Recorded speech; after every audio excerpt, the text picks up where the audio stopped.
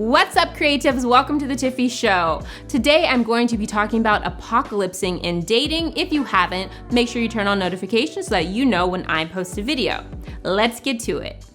The pandemic is something that we are learning to live with. It's become the new normal, and even though I do believe that things will change and they'll go back to some type of normalcy later, when I say new normal, I mean a few things are going to always be a little bit different. I don't know yet for sure what those things are, but off the top of my head, I definitely think that, traveling might look a little different, how you go to bars, how you go to concerts, and I'm kind of down for it because I love the social distancing part of all of this because, get out of my face.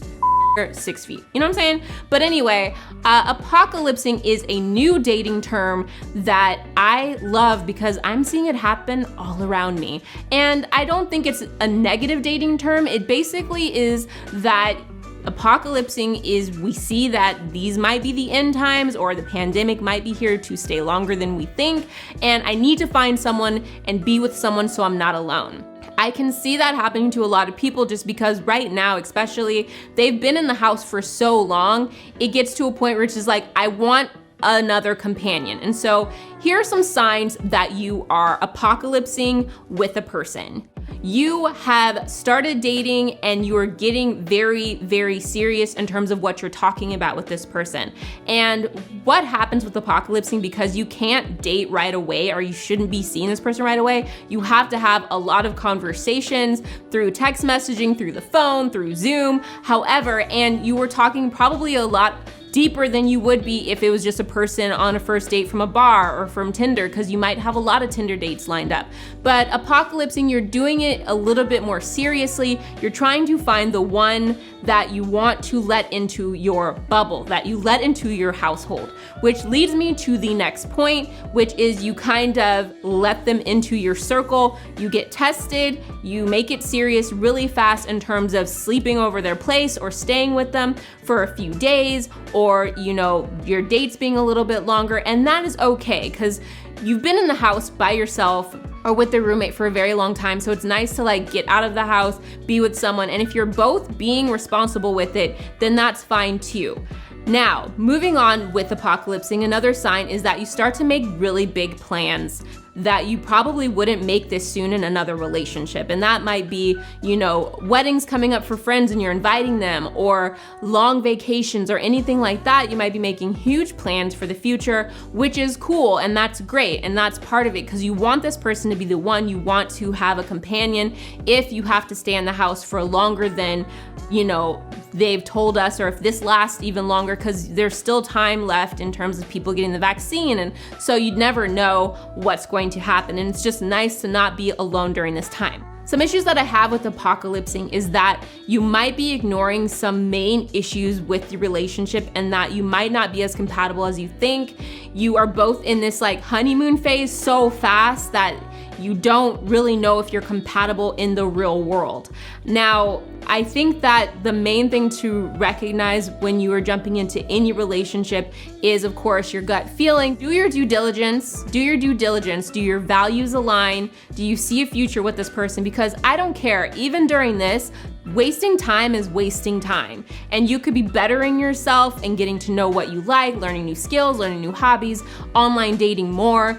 Don't just get frustrated and not want to do the online dating to the point where you just go with the first person that you kind of get along with and just go get your tests together and basically move in together. You'll know if you are compatible with a person. And I have friends that have broken up during this time and they have realized, we started dating during the pandemic, it didn't work out. We did a clean slate, we moved on. And that's fine. There's friends that I know that have dated a few people during this time. So it's not impossible to date during quarantine. I have a video on dating during quarantine. Now, I do find that apocalypsing has a lot of positives too, which is the fact that you are at least going into a situation trying to be serious. So it's kind of throwing away the hookup culture that we've seen from dating apps before. You're going into it is this my person? Could this be my person? Let's get serious. Let's talk about the future. Let's talk about, getting tested together. Let's talk about vacationing together, or, quarantining together to see if it's worth our while. And that's kind of cool. It's kind of like, I know I mentioned that if you realize early on in this that if you're not compatible to break up, I'm gonna sound like a hypocrite,